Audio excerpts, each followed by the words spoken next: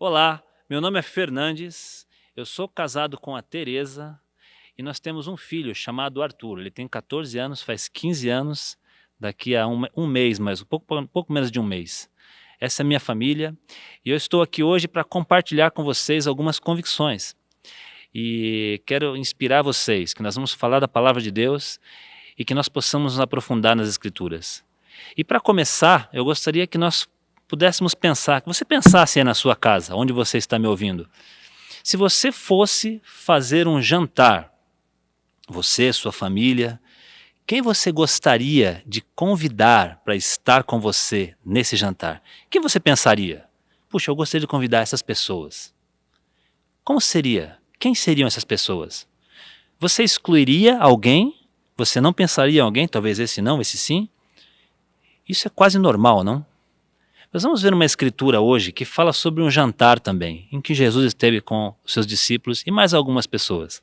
Vamos para Mateus, capítulo 9, do versículo 9 ao 13. E a Bíblia diz assim: Saindo Jesus, viu um homem chamado Mateus, sentado na coletoria, e disse-lhe: Siga-me. Mateus levantou-se e o seguiu. Estando Jesus em casa, foram comer com ele e seus discípulos muitos publicanos e pecadores. Vendo isso, os fariseus perguntaram aos discípulos dele: Por que o mestre de vocês come com os publicanos e os pecadores? Ouvindo isso, Jesus disse: Não são os que têm saúde que precisam de médico, mas sim os doentes. Vão aprender o que significa isto. Desejo misericórdia, não sacrifícios, pois eu não vim chamar justos, mas pecadores. Aqui nesse trecho, Jesus, no começo do capítulo 9, ele estava em casa e é aquela famosa passagem em que ele cura um homem que desceu por uma maca, desceu pelo telhado, as pessoas ajudaram ele, ele tinha acabado de curar esse homem. Se você vê do versículo 1 a 8, é exatamente o que aconteceu. E logo depois, Jesus saiu da casa dele. E quando ele saiu, ele encontrou com Mateus. Mateus, ele estava trabalhando. Mateus era um publicano. E ele estava trabalhando. Sabe, um publicano, naquela época, basicamente era o cobrador de impostos. Ele era detestado pelos judeus e era um cobrador que ninguém queria ver pela frente.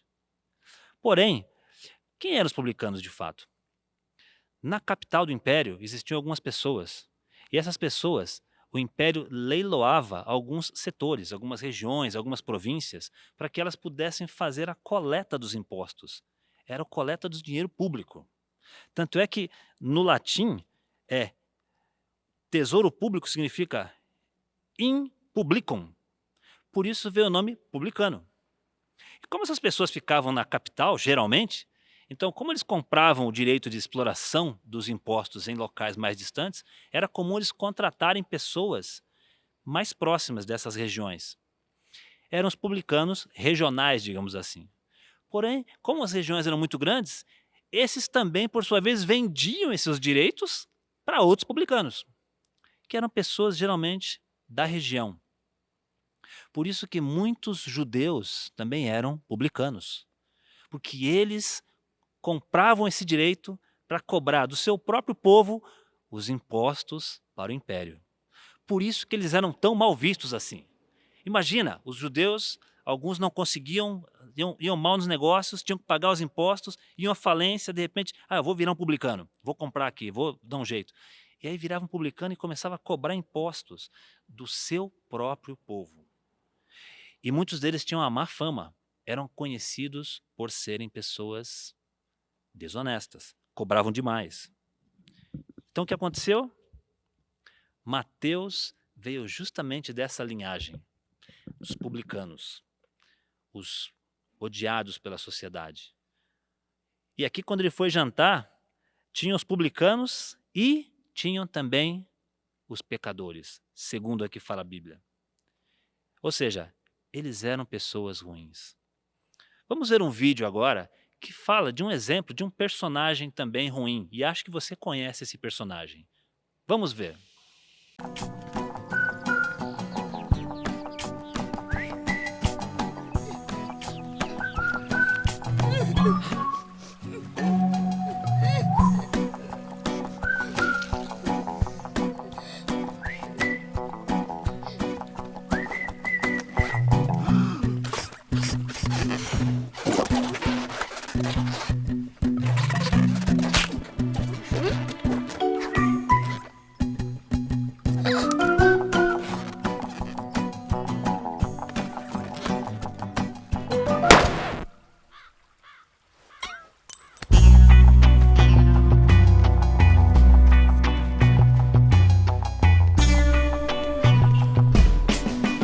I'm having a bad, bad day. It's about time that I get my way. Steamrolling whatever I see. I'm having a bad, bad day. If you take it personal, that's okay. Watch, this is so fun to see.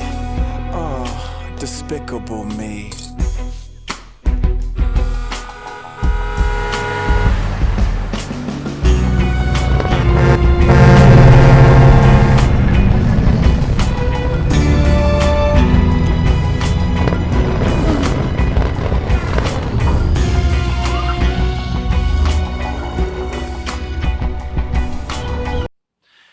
Então, esse personagem, ele é bem conhecido, não? Ele é o Gru, ele é do filme Meu Malvado Favorito.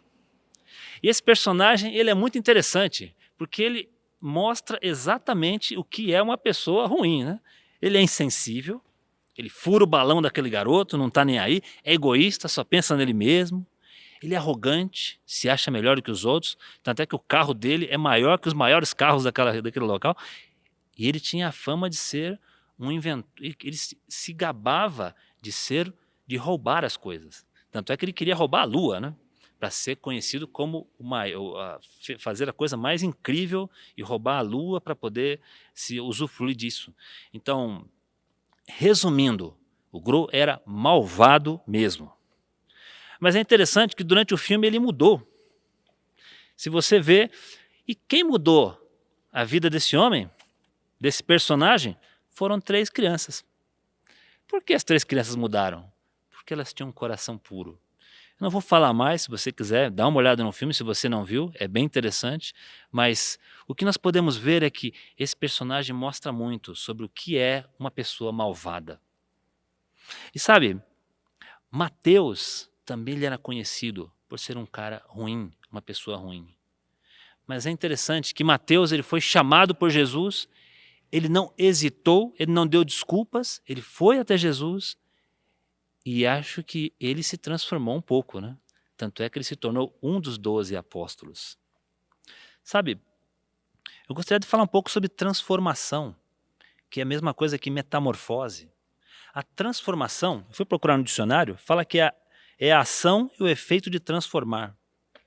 E se você pega metamorfose no sentido humano, seria, no sentido figurado, digamos assim, mudança que ocorre no caráter e ou aparência de uma pessoa. Ou seja, é uma mudança visível. Essa pessoa você consegue ver a mudança no caráter e visivelmente você consegue ver essa mudança. Se nós pudermos pensar em Lucas 19, você tem a história de Zaqueu, que também era publicano. E esse homem foi transformado. Ele chamou Jesus e assim como Mateus, ele mudou completamente. Ele decidiu devolver o dinheiro se ele roubou alguém. Ele falou na frente de todo mundo porque ele queria mudar de vida. E novamente, um publicano. Interessante, não? Sabe, vamos ler em Gálatas 5, algo interessante. Em Gálatas 5, versículo 19 até o 23. No versículo 19 diz assim: Ora, as obras da carne são manifestas: imoralidade sexual, impureza e libertinagem, idolatria e feitiçaria, ódio, discórdia, ciúmes, ira, egoísmo, dissensões, facções, inveja, embriaguez, orgias e coisas semelhantes. Eu lhes advirto, como antes já os adverti. Aqueles que praticam essas coisas não herdarão o reino de Deus. Mas o fruto do Espírito é amor, alegria, paz, paciência, amabilidade, bondade, fidelidade, mansidão e domínio próprio. Contra essas coisas não há lei. Os que pertencem a Cristo Jesus crucificam a carne com as suas paixões e os seus desejos. Fui até o 24, né? Mas aqui nesse trecho, nós vemos no versículo 19 ao 21, nós vemos o fruto a obra que é natural para todo ser humano. Se você for pensar, nós produzimos naturalmente o que está do versículo 19 até o 21, que é a natureza pecaminosa. Nós temos isso, você não faz esforço algum para praticar isso. Isso está na sua natureza. Porém, quando nós nos aproximamos de Cristo, nós passamos para o outro lado, que é a transformação. Nós passamos por versículos 22 e 23, que fala sobre os frutos do Espírito, que é justamente mansidão, amabilidade, bondade e tudo mais. Se nós pensamos em mudar desses dois pontos, do ponto A, que é a natureza humana, do ponto para o ponto B, que é os dons do Espírito, as coisas espirituais, esse caminho entre o A e o B tem que acontecer o quê? Uma transformação. Se não ocorrer essa transformação, fica muito difícil você migrar de A, sair da natureza humana e ir para B, que é o Espírito de Deus, que é a forma como Deus quer que nós sejamos. Deus desenhou isso dessa forma. E sabe, da mesma forma como a gente usou o exemplo do filme, daquele personagem que ele mudou por causa do coração puro das crianças, também a transformação só consegue ocorrer por causa do coração puro de Cristo. Por isso que ele falou que nós devemos imitar o coração das crianças, a pureza. Uma criança quer convidar todo mundo para jantar, ela quer a casa cheia, ela tem um coração puro, ela gosta de estar, ela quer coração puro. Isso não é humano, isso só vem de Deus. Muitas vezes, o que a gente quer fazer, a gente quer sair do A, a gente quer ter os frutos do Espírito, mas a gente quer pegar um atalho. Então, a gente quer colocar condições e a gente quer falar, puxa, eu quero os frutos do Espírito, mas eu não preciso mudar isso. Eu posso ter liberdade, eu posso fazer o que eu quiser, eu posso seguir meu coração, eu posso fazer o que meu coração quer. Bom, se você olhar no versículo 24 de Gálatas, ele fala assim para a gente: os que pertencem a Cristo Jesus crucificaram a carne com as suas paixões e os seus desejos. Sabe, não tem como a gente pegar um atalho. Se nós não lidarmos com a nossa natureza, não tem como nós desfrutarmos dos frutos do Espírito. Muitas vezes nós queremos os frutos do Espírito nas pessoas que estão ao nosso lado. Nós queremos pessoas bondosas, nós queremos pessoas honestas, nós queremos pessoas mansas, nós queremos tudo. Mas nós não queremos, nós não enxergamos que nós precisamos lidar com a nossa natureza humana. Sabe? Em Mateus 8, fala que quem é dominado pela carne não pode agradar a Deus. Quem é dominado pela carne não pode, não tem como. Se você só quer agradar a a gente está sendo exatamente como o malvado favorito. Aquele malvado que é insensível, que não perdoava, e muitas vezes nós somos assim. Quantos que estão me ouvindo hoje que têm dificuldade de perdoar o próximo? Quantos guardam coisas por anos? Se essa situação acontecer, essa pessoa morreu para mim. E nunca mais você lida com isso. Quantas pessoas estão amargas, distantes umas das outras, pais distantes de filhos, mães distantes de filhas, parentes, relacionamentos destruídos, porque não tem perdão, não tem os frutos do Espírito. Sabe? Tem que acontecer uma transformação. E essa transformação só vem com o relacionamento com Deus. Não vem da nossa sabedoria, da nossa força. E sabe, a boa notícia que eu quero dar para você hoje é que você que está me vendo aí, você mesmo, você é o malvado favorito de Deus. Sabe por quê? Porque Deus deu Jesus por mim, por você, por cada um de nós.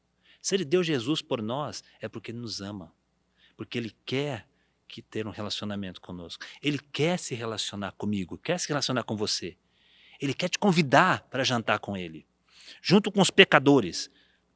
Mas você precisa enxergar que você também é pecador. Senão, fica difícil você ser transformado. Que nós possamos ser transformados. Esse é o desejo de Deus. E assim como Jesus, que tem um coração puro, e ele foi um instrumento poderoso para transformar, Jesus transformou também, porque nós podemos ver aqui em Mateus, voltando para Mateus 9, que Jesus tinha um amor incondicional. Sabe por que ele tinha um amor incondicional? Versículo 10, olha só, vamos ver de novo. Estando Jesus em casa, foram comer com ele, seus discípulos, muitos publicanos e pecadores. Vendo isso, os fariseus perguntaram aos discípulos dele: por que o mestre de vocês come com publicanos e pecadores? Olha, Jesus, ele chamou os discípulos dele, eles estavam comendo com essas pessoas e Jesus não estava preocupado com o que as pessoas pensavam. O que os meus discípulos vão pensar? Puxa, esses caras não têm boa índole, não é bom trazer eles aqui, não é um bom exemplo. Eu acho que eu vou sozinho, talvez eu vou à noite para ninguém ver. Assim como Nicodemos procurou Jesus à noite, porque não queria ser visto.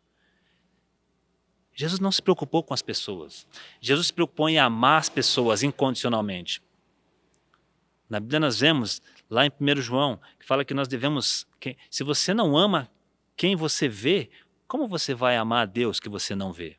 E se você percebe no versículo 9, quando Jesus sai, ele vê Mateus e ele decide: eu vou amar esse homem. Ele decidiu amar quem ele viu.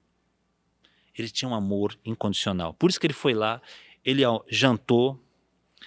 Jesus aproveitava a vida, né? Ele comia também na casa das pessoas. Ele fazia amizades. Ele amava, ele curtia. Mas ele era uma pessoa muito sociável. Ele não era antissocial. Ele não era carrancudo. Ele era uma pessoa divertida, alegre. Por isso que as pessoas queriam ter ele perto. Ele não julgava, então as pessoas não se sentiam julgadas. As pessoas se sentiam amadas. E olha, se você pensa, Jesus era uma autoridade espiritual. Filho de Deus, veio na terra para dar vida por nós. Ele estava disposto a amar qualquer um. Você está disposto a amar qualquer um? Queria mostrar um vídeo curto agora que mostra como nós podemos nos relacionar com diferentes tipos de pessoas ou até situações interessantes. Vamos ver esse vídeo.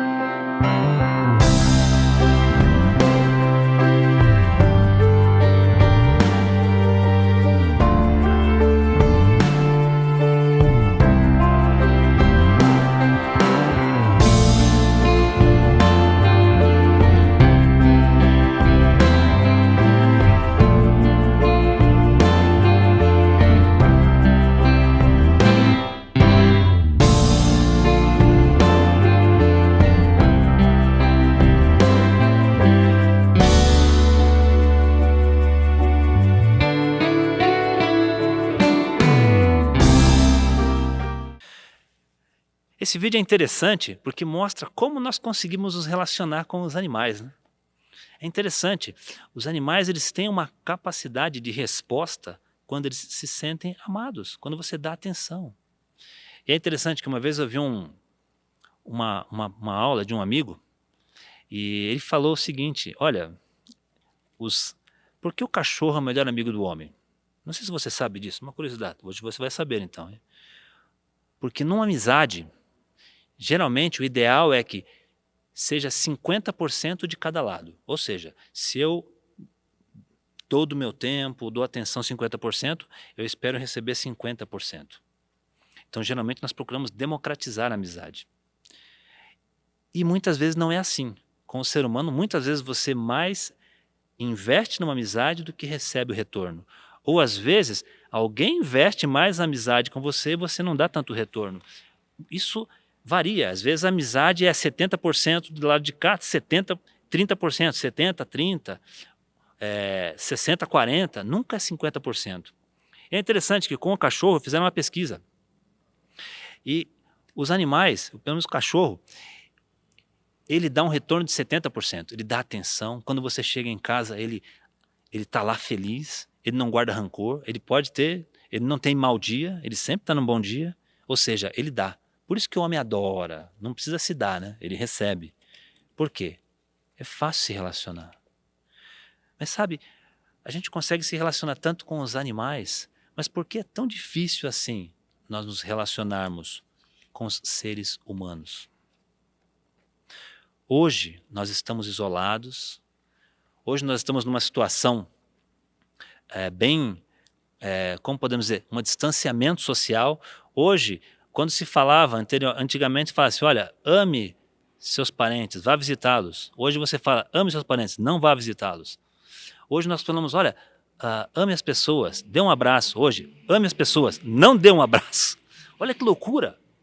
E a sociedade, as pessoas estão sentindo cada vez mais falta de pessoas. Estamos nos isolando. Pessoas, a gente tem ouvido muito falar sobre solidão, a gente tem ouvido falar sobre depressão, tristeza, morte. E essas palavras estão em alta, porque as pessoas têm sentido muita falta de relacionamentos, de estar com pessoas. Sabe? Por isso que nós precisamos amar como Jesus Cristo amou. Amar quem nós vemos. Como está o amor em sua vida? Como está nosso amor em casa? Nossa casa tem amor ou nossa casa não tem amor? Como está nas ruas? Quando você está na rua, tem amor? Você ama as pessoas? Você é uma pessoa amorosa no trânsito, no ônibus, no seu trabalho, com seu cônjuge, com seus filhos? Existe amor onde você está? Você exala amor ou não existe amor? Sabe, o amor é que dá a liga. Eu trabalho com construção civil e quando nós falamos de concretagens, você tem um produto chamado cimento. E o cimento, quando ele se junta com a água, ele gera uma reação química e ele funciona como uma cola. E aí você coloca pedra, coloca areia, tem a ferragem, mas o cimento é que faz tudo ficar bem compacto. O cimento é a liga. Se tem o cimento, tem a liga. Se não tem o cimento, o concreto não se forma. E se você faz um pilar sem cimento, ele vai cair. Por quê? Porque não tem a liga. Da mesma forma como ele faz a liga, o amor é que faz a liga entre as pessoas. O amor é que faz as coisas terem sentido. Às vezes nós falamos, puxa, é tão difícil me relacionar com alguém, ele é muito mais velho, ou, puxa, não dá para os jovens se relacionarem com os mais velhos da igreja, ou não dá para os mais velhos se relacionarem com os jovens, os solteiros, os casados, nós geramos tanta distância. Mas como nós vimos agora há pouco, a gente consegue fazer amizade, tem pessoas que fazem amizade com jacaré. Eu vi lá, o cara abraça o jacaré e o jacaré não morde ele não. Gente, precisamos diminuir as distâncias. E a distância vai ser diminuída quando nós tivermos o amor. No versículo 13, eu gostaria de terminar falando nesse versículo. No versículo 13 de Mateus 9, Jesus faz uma colocação interessante aqui. Até um tanto quanto controversa, digamos assim. Ele diz assim: vão aprender o que significa isto. Desejo misericórdia e não sacrifícios, pois eu não vim chamar justos, mas pecadores. Sabe, não é estranho? Ele prefere a misericórdia e não sacrifício. Ele não veio buscar os justos, veio buscar os pecadores. O que ele quis dizer com isso? Que ele não se importa com justiça? Que ele não se importa com o sacrifício das pessoas? Ele não quis dizer isso. O ponto aqui que ele quis colocar é que Jesus veio buscar os imperfeitos. E quando nós não percebemos que nós somos imperfeitos, nós vamos agir exatamente como os fariseus. Eles foram questionar Jesus. Ei, que história é essa? Por que você vai comer com essas pessoas? Os fariseus já estavam julgando os publicanos. Os fariseus jamais iriam almoçar, ou jantar, ou comer um lanche, tomar um café com os publicanos, porque eles se julgavam melhores. Esses caras não pertencem ao meu meio. Essas pessoas, por favor, eu não vou fazer isso. Por quê? Porque eles se achavam melhores. Sabe, Jesus procurava os imperfeitos. Por isso que ele está procurando eu e você. Porque ele sabe que nós somos imperfeitos. E a única forma de nós não nos aproximarmos de Deus é se nós nos achamos bons. E sabe, isso tem um nome.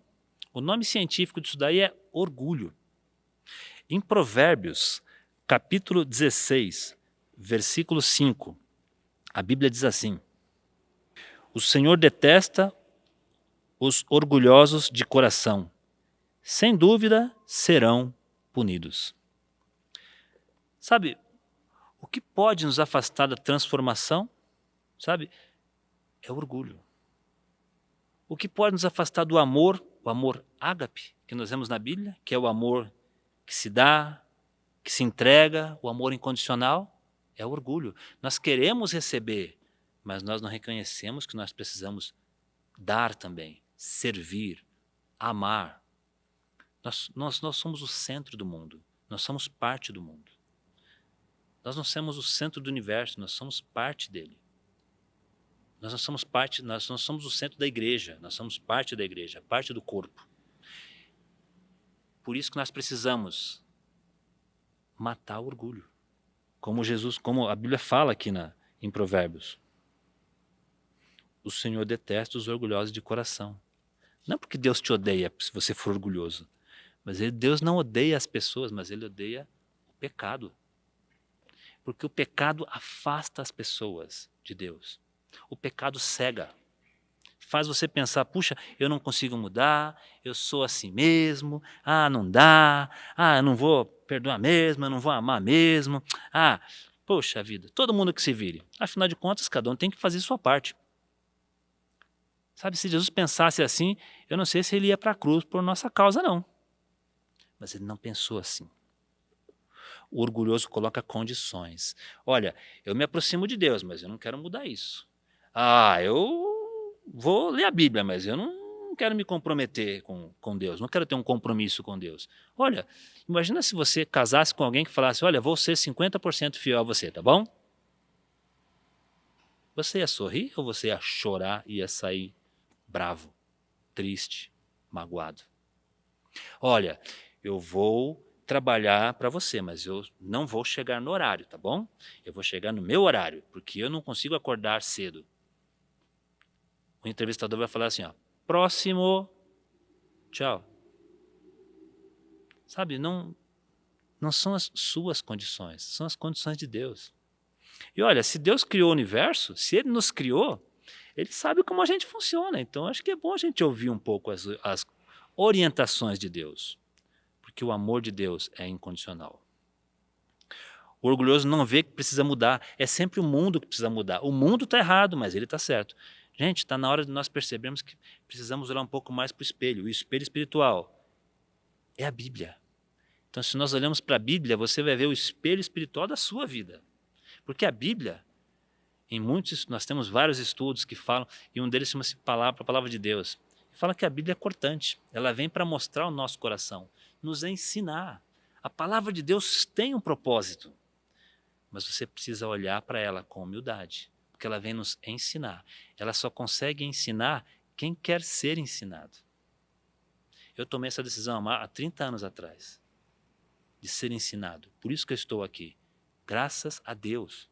Porque alguém sentou comigo, estudou a Bíblia comigo e me ajudou a entender a profundidade que tem da palavra de Deus. E nós podemos falar dos fariseus que julgavam e tudo mais, mas o que eu quero deixar para vocês é que deixa Jesus entrar. Deixa a palavra de Deus entrar. Seja humilde. Esteja pronto para amar, para aprender. O mundo é composto de pessoas. E todo mundo fala, vamos fazer um mundo melhor? Então, começa fazendo de você uma pessoa melhor. Eu preciso ser uma pessoa melhor. Eu tenho muitos pecados. Se você conversar com minha esposa e com meu filho, você vai ver como eu tenho erros. Mas eu preciso mudar, eu quero mudar, eu vou procurar mudar. Mas nós precisamos ter humildade. Vamos amar as pessoas. Vamos buscar um relacionamento com Deus. Deus quer dar a chave, não o pão. Por isso vai aparecer uma imagem agora, bem ilustrativa, para mostrar exatamente como é a nossa vida sem Deus e como é a nossa perspectiva de vida com Deus. Ele quer nos dar a liberdade. Ele quer nos dar a liberdade, nos tirar da prisão. E quando você sai da prisão, você consegue pegar o pão. Mas quando você está na prisão, você só consegue, com muito esforço, talvez, pegar o pão, mas você vai continuar preso. Deus quer nos libertar. Sabe, quem Jesus chama para jantar? Quem Jesus chama para estar com Ele? Jesus chama eu, chama você, chama cada um de nós. Vamos orar. Deus, muito obrigado por esse momento. Obrigado, Senhor, porque a gente pode aprender da sua palavra. Obrigado porque o Senhor tem nos amado tanto. E muito obrigado pelo exemplo de Jesus. Como Ele, Deus, teve um amor tão incondicional, amou as pessoas, e as pessoas que estavam marginalizadas na sociedade. As pessoas que, para as pessoas da época, não tinham valor. Pai, e o Senhor foi lá. E Jesus morreu na cruz por essas pessoas e por cada um de nós. Ele morreu também pelos fariseus, ele morreu por todos. Mas, Pai, eu oro grato porque o Senhor tem nos aberto os olhos para enxergar por meio da sua palavra. E eu oro que nós possamos, por meio da sua palavra, conhecer mais a Ti, sermos pessoas humildes, que se curvam diante de Ti, Deus, que reconhecem que o Senhor quer nos dar a liberdade, não nos manter aprisionados no nosso pecado, na nossa natureza humana. O Senhor quer nos dar todos aqueles frutos do Espírito que são fantásticos. Quando nós lemos aquilo, puxa, uau, é isso que eu quero. Mas que nós possamos ter humildade também para deixar de lado o que o Senhor fala que não é bom. Apesar de nossa natureza humana muitas vezes falar que é bom, que são os frutos da carne, do pecado. Por favor, Deus, muito obrigado por esse momento. Esteja com cada um que está ouvindo hoje, que vão ouvir essa pregação, para que a sua palavra toque os corações. E que cada um decida, Deus, conhecer mais a Ti, estudar a Tua palavra, se tornar, Pai, de fato, uma pessoa que enxerga que o Senhor está convidando a cada um de nós para estar contigo, para jantar, para se relacionar, para ter uma vida incrível com o Senhor. Muito obrigado, em nome de Jesus que eu agradeço. Amém.